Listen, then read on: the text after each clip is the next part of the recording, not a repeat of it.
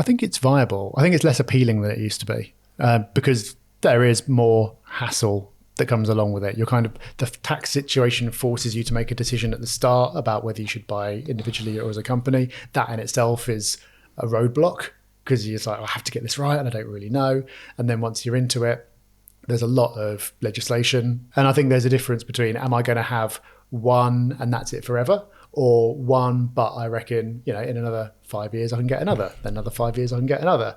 I think if it's going to be like one and that's it forever, I'd question whether all the effort that you have to put into research and everything else is going to be worth it. Would you recommend anyone to, like for people just starting out first property, would you recommend they get any support, advice from anyone in particular?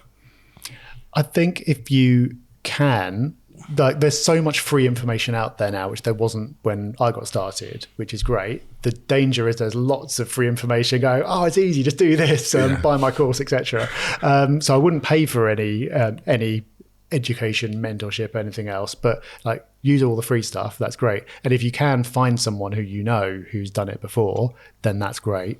And then also, you're going to end up working with a solicitor, probably working with a mortgage broker. If you're using a mortgage, I'd say you definitely should use a broker rather than trying to do it yourself.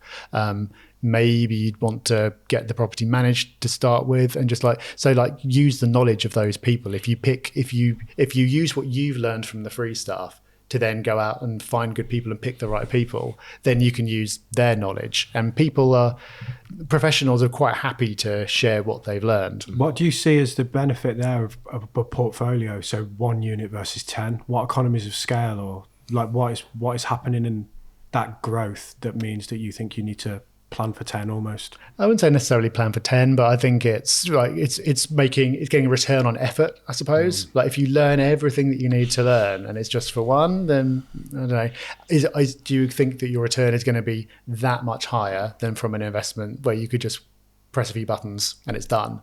Possibly not. And then also, if you do decide to buy it within a company rather than as an individual, because for some people that's a better tax position to be in, then there are costs that come with running that company. And those costs are broadly the same whether you've got 1 or 5. So there are some economies of scale, but it's mainly return on effort is the way I think about it. And maybe thinking about it from a professional perspective, like you say, if I had 5 properties, I'd definitely have them in a limited company. So you need to maybe think about that structure from the get-go rather than just buying another one in your personal name and then having issues tax-wise. Yeah, transferring from one to the other is expensive. Rob Dix is the only property channel I watch. Don't miss out on his insights on property investing by watching the whole interview right here.